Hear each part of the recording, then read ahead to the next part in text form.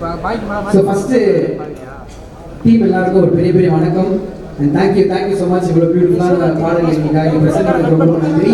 So எப்போவுமே நார்மலாக வருவோம், இந்த படத்தில் நாங்கள் இப்படி ஒர்க் பண்ணியிருக்கோம் அப்படின்னு சொல்லிட்டு ப்ரெஸ் அட்ரஸ் பண்ணிட்டு போயிடுவோம். நம்ம செம்ம ஜாலியான டீம். ஒரு பாட்டு ரிலீஸ் பண்ணோன்னா அதுக்கு முன்னாடி ஒரு ப்ரோமோ வீடியோ போட்டால் கூட பயங்கர ஜாலியாக இருக்குன்ற காரணத்தினால எல்லாருக்கும் தனித்தனியாக ஹேண்ட் மைக் கொடுக்க போகிறோம், நம்மளுக்குள்ளே இன்ட்ராக்ட் பண்ண போகிறோம். அப்படியே ப்ரெஸ்ஸில் நம்ம சொல்ல வந்த விஷயங்களை சொல்ல போகிறோம். வித் பெர்மிஷன் எல்லாருக்கும் ஓகே தானே? Okay heroine madam okay okay. So அண்ணன் அமைதியாக இருக்காரு, எல்லாரும் பேசுகிறாங்க அப்படின்னு சேஞ்ச் என்ன நிறைய நீங்கள் ஏதாவது மாற்றணும் அப்படின்றதுக்காக மாற்றுறதா இல்லை எப்படின்னா? ஆமாம், அந்த மாதிரி தான் தெரியும். ரெகுலராக அவருக்கு ஒரு ஸ்ட்ராங் ஜோன் இருக்குல்ல, அதில் வந்து பயங்கர ஸ்ட்ராங்காக இருப்பார். ஸோ படம் பண்ணலாம் டிசைட் பண்ணப்போ வந்து ஃபஸ்ட்டு யோசிச்சது கொஞ்சம் அவர் ஜோனில் இருந்து கொஞ்சம் வெளியில் வந்து கொஸ்டின் கேட்டு நீ பாட்டு கேமரா ப்ராப்ளம்ஸ் அப்படின்னு சொன்னாங்க. நீங்கள் இங்கே பார்த்து பேசுகிற மாதிரி இருக்கு, அங்கே போய் அங்கே உட்காந்து கேள்வி கேட்குறாங்க. இன்னும் ஓரமாக பயந்துனேன், வேற ஒன்றும் இல்லை. இப்படி வந்தால் நான் மைக் எடுத்துட்டு ஒரு நிமிஷம் ஓகே தானே? ஓகே. இப்போ எங்கேயுமே போக மாட்டேன். ஸோ அது வந்து பர்பஸாக அப்படி பண்ணது தான் கொஞ்சம். ஏன்னா இப்போ எஸ்கே ஜோனில் படம் பண்ணுறதுக்கு எனக்கு கொஞ்சம் அவ்வளோ அந்த மாதிரி பண்ண முடியுமான்னு எனக்கு தெரியல. ஸோ அதனால் எனக்கு இது கொஞ்சம் கான்ஃபிடென்ட்டாக இருக்கும். அந்த ஜோனில் அவரை வச்சு பண்ணலாம் அப்படின்னு சொல்லி அவரை பேசி ஈஸி கொஞ்சம் பிரெயின் வாஷ் பண்ணேன்.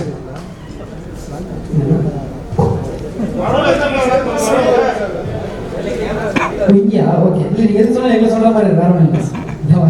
நான் அப்படியே போயிடுறேன். அடுத்து எழுந்திட்டோம்ண்ணே. அண்ணே திருப்பி முதல்ல சொல்கிற மாதிரி எனக்காக சொல்லுங்கண்ணே. ஓகேவா? ஓகே. ஸோ அந்த எஸ்கே ஜோன்லேருந்து அவர் கம்ஃபர்ட்டாக இருக்கிற ஜோன்லேருந்து வெளியில் கொண்டு வந்து படம் பண்ணணுன்றது தான் எங்கேயே வந்துச்சு. பட் என்னன்னா எனக்கு அதுக்கு எஸ்கே வந்து பார்ப்பீங்களா அப்படின்றது ஒரு டவுட் இருந்துச்சு. ஸோ நான் வந்து ஒரு 2 ஐடியா சொன்னேன். 2 ஐடியாவில் வந்து ஒரு 2மே நல்லா இருக்கு, நீங்கள் டிசைட் பண்ணிக்கோங்க அப்படின்னு சொல்லிட்டாரு.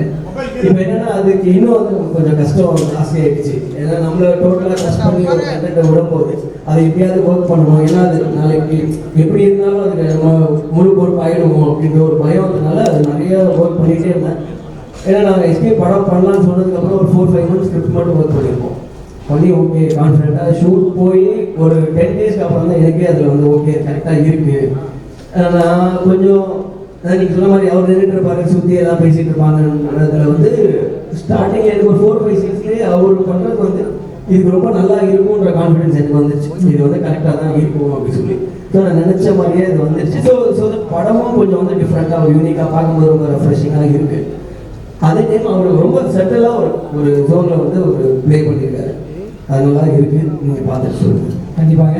ஸோ இந்த இடத்துல பாட்டெலாம் நாங்கள் பார்த்து என்ஜாய் பண்ணுறப்போ அனி ப்ரோவை ரொம்ப மிஸ் பண்ணோம். வருவார் அப்படின்னு நான் சொன்னோம். வருவார் நினச்சோம். என்ன வரல தான் அவர் வாசிச்சுட்டு இருக்காப்ல. ஓகே. ஸோ அதனால் நான் அவரை கூப்பிட்டு போனால் நானும் வர மாட்டேன். ஸோ நான் ஏன் நீங்கள் வரீங்க வாங்க அப்படின்னா நான் வருவேன், படம் வர்றது பரவாயில்லையா?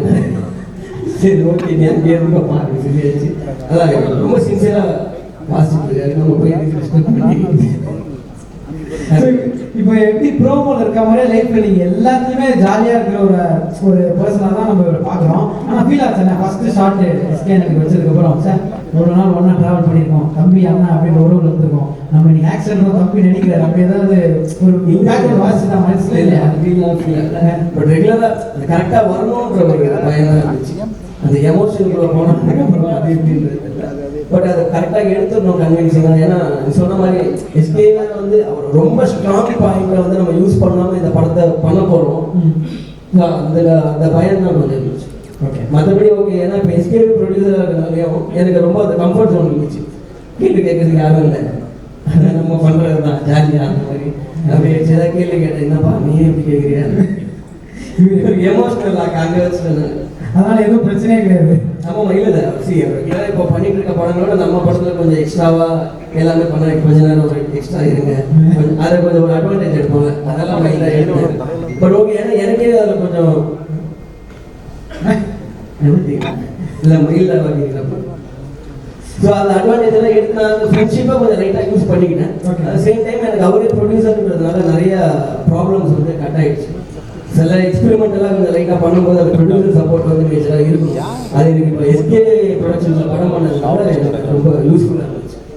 அப்பப்போ அந்த ஃப்ரெண்ட்ஷிப் யூஸ்ஃபுல்லாக இருந்துச்சு. மறைக்கிறாங்க ஆனால் அவர் ப்ரொடியூசர் ஆனதுக்கப்புறம் எல்லாருக்கும் எல்லாமே நிறைய வாய்ப்புகளாக இருக்கட்டும் எல்லா விஷயங்களும் பண்ணுறாரு. 2 மட்டும் கொடுக்க மாட்டாரு. ஒன்று வந்து பெண்ணை கொடுக்க மாட்டாரு, பாடுறதுக்கு மைக்கு கொடுக்க மாட்டாருண்ணே. அதுலேருந்து ஸ்டார்ட் பண்ணணும் நீங்கள் அண்ணன்ட்ட.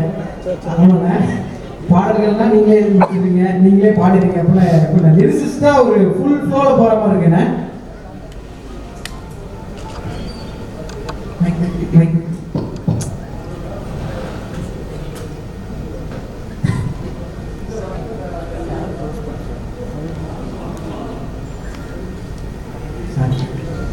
ஹலோ.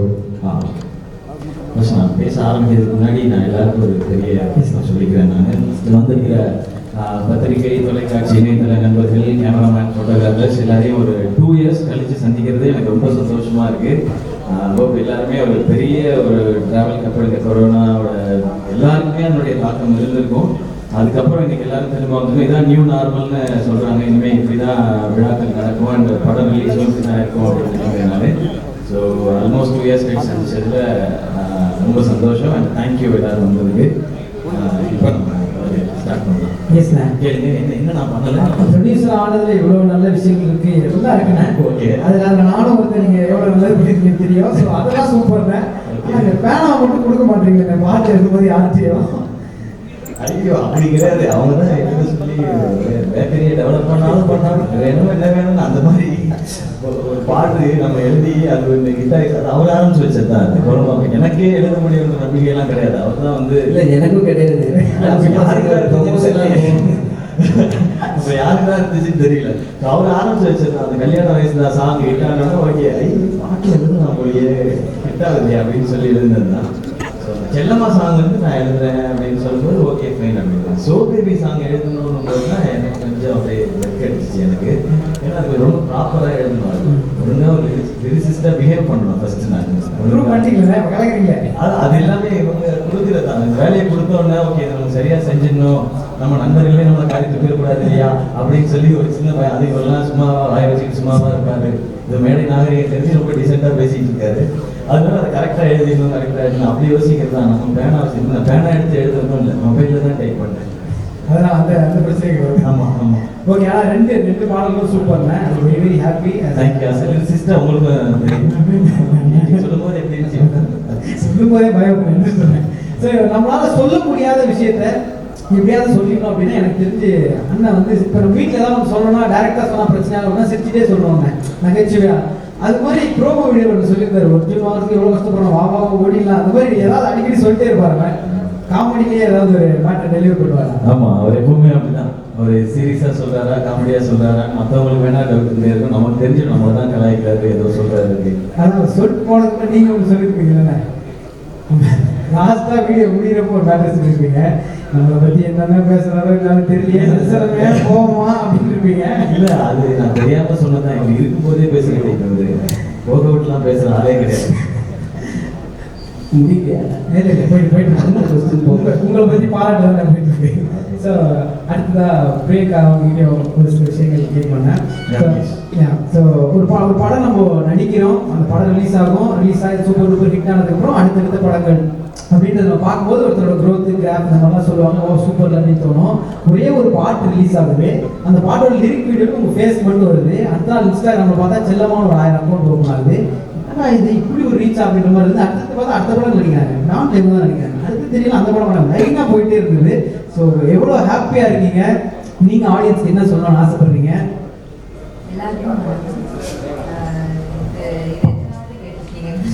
நான் இதை தனியாக உங்ககிட்ட கேட்டேன், அதெல்லாம் சொல்லுவேன். நான் ஃப்ரெஷ்ஷாக உங்க கேட்குறேன். ஸோ இது நான் பிளெஸ்ஸிங்காக தான் நான் பார்க்குறேன். Because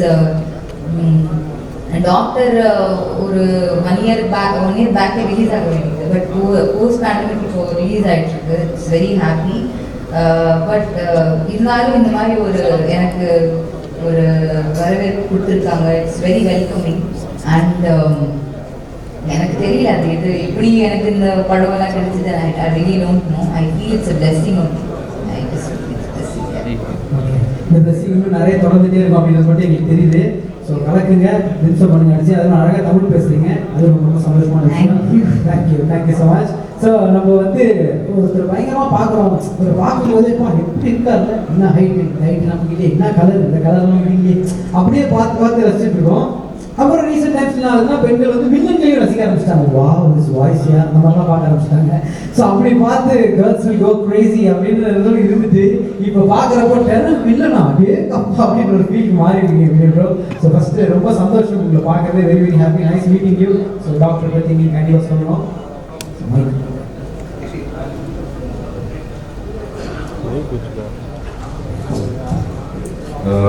Hello, Vanakkam. Thank you for your support of this movie. And thank you, Nelson, Shiva. In the 15 years now, I think for 15 movies I've done.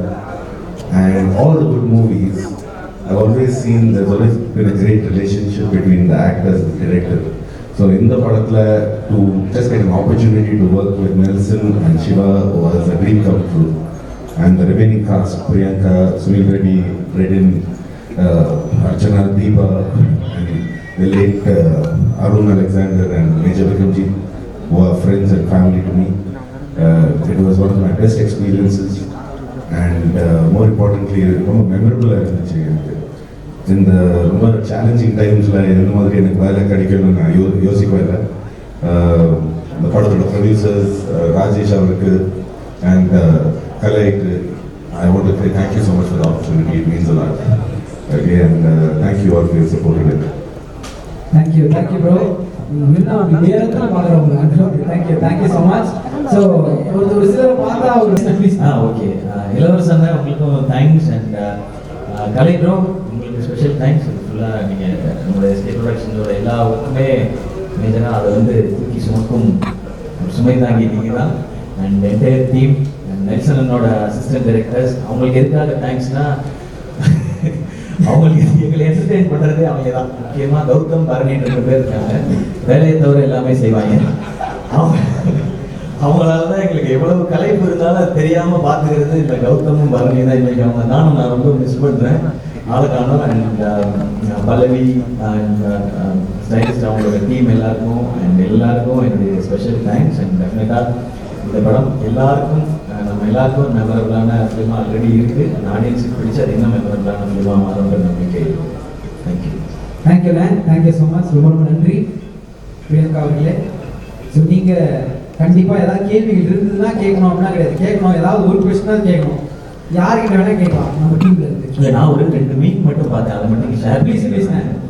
First ஒரு மீம் பார்த்துட்டு அதில் என்ன போட்டுன்னு உங்களுக்கு வந்து கண்டு ஒரு புக்குன்னு ஒரு பஞ்ச் வரும்ல, அதை பார்த்து கீழே பிரகாஷ் ராஜ் சார் ஃபோட்டோ போட்டு செல்லம் பாவட்டா அப்படின்னு போட்டிருந்தாங்க. இது வந்து கண்டினியூஸாக போயிட்டே இருந்தது.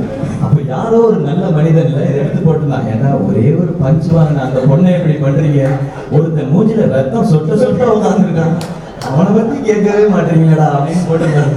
அந்த நல்ல உள்ளம் எங்க இருந்தாலும் ஆளுங்க.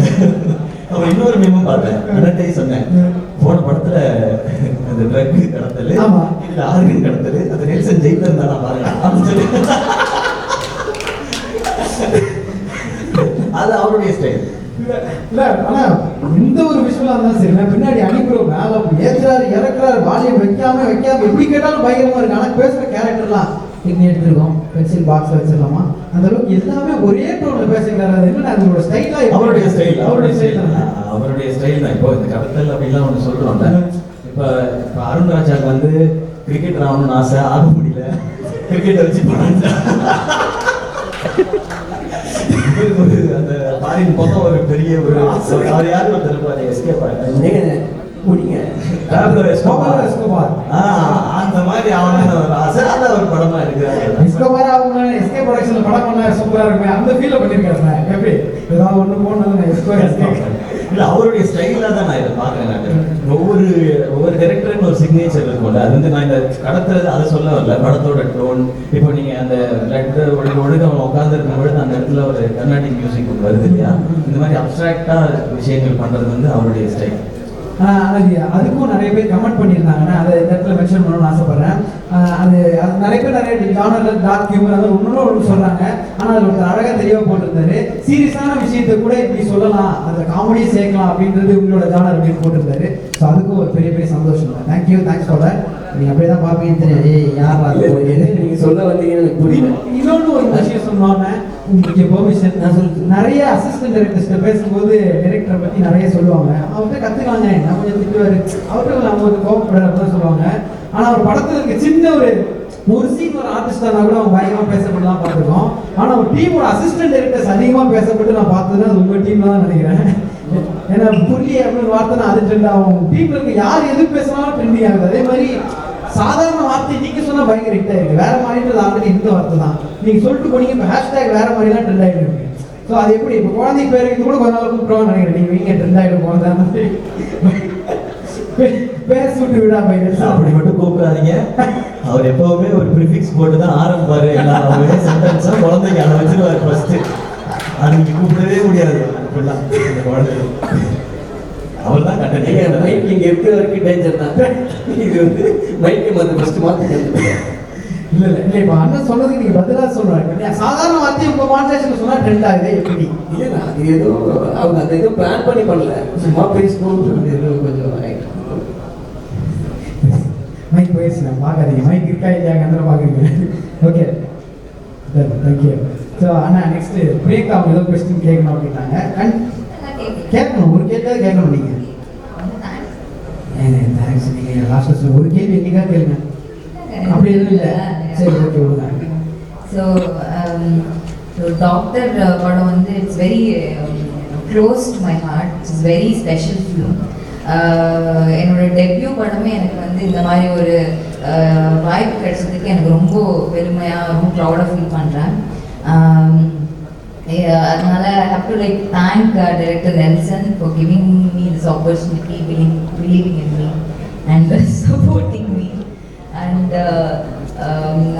SK hero, producer, lyricist and singer and whatnot. So really happy to be part of Doctor and Don again. Thank you so much, and have to thank Anirudh. He's not here today. ஒரு first படத்துலேயே எனக்கு அனிருத் கூட வந்து ஒரு ஹேட்ரிக்காக போயிட்டுருக்கு. 3 படம் கண்டினியூஸாக. என்னோட தெலுங்கு டெபியூவும் அவங்க தான் மியூசிக், தமிழ் டெபியூவும் அவங்க தான் மியூசிக். ஸோ இப்போ டான்லேயும் அவங்க தான். So I feel really blessed. இந்த மாதிரி எனக்கு ஒரு இட்ஸ் நாட் ஈஸி இல்லை. So I feel really happy for that. And thank you for giving this amazing hit album. I have to thank all the artists, Redden, Archana, Sunil, Vinay. Thank you Kyoku sir. Thank you. Rombo nalla ellarum rombo brilliant-ah kaattirukeenga. And Nirmal, thank you so much. And thanks to our director Kiran. Thank you. And ADs, our direction team, special mention because அந்த மாதிரி ADs உலகத்திலே எந்த நீங்கள் பார்க்க முடியாது. ஏன்னா அவ்வளோ காமெடியாக இருக்காங்க. எல்லாருமே பெக்யூலியரான ஒரு கேரக்டர். அந்த மாதிரி பீப்புள் தான் வந்து நெல்சன் வந்து ஆப்ட் பண்ணி keep just take everything. I really miss you guys and you guys are the best. இப்படியே இருக்கு எப்போ பார்த்தாலும்.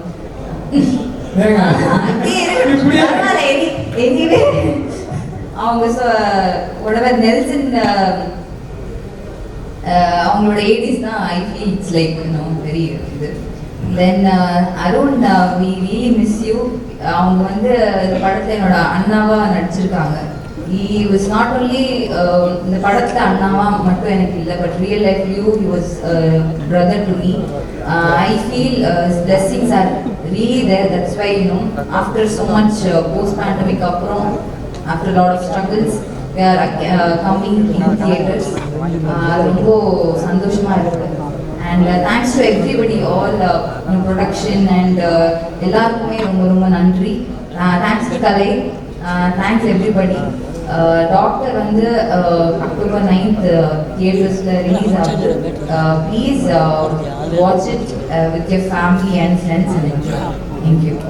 Thank you so much Priyanka. நன்றி ப்ரோ. அட் லாஸ்ட் ஒரு கொஸ்டின் நீங்கள் சொன்னீங்க பேஸ் வாய்ஸில். Any question? ஆக்சுவலி கேள்வி கேட்கறதுக்கு முன்னாடி I forgot to thank one of the people, if you don't mind. நம்மளோட cinematographer Karthik, Okay. part of this family, part of this team. ரொம்ப enjoy பண்ணேன் இவர் கூட வேலை செய்யும்போது. சிவா சொன்ன மாதிரியே எப்போ நீங்கள் ஷூட்டிங்கில் இருக்கும்போது நம்ம எப்போவே சிரிச்சுட்டே இருப்போம். And work was that memorable. அது தவிர Ilavarasan sir and art director Kiran and நம்மளோட co-directors and ADs Barni, Gautam, Chiru, Shivabalan, they were like family எனக்கு. And அதுக்காக எனக்கு இது ரொம்ப ரொம்ப ரொம்ப பிடிச்ச and memorable team and film. Thank you. I mean it from the bottom of my heart.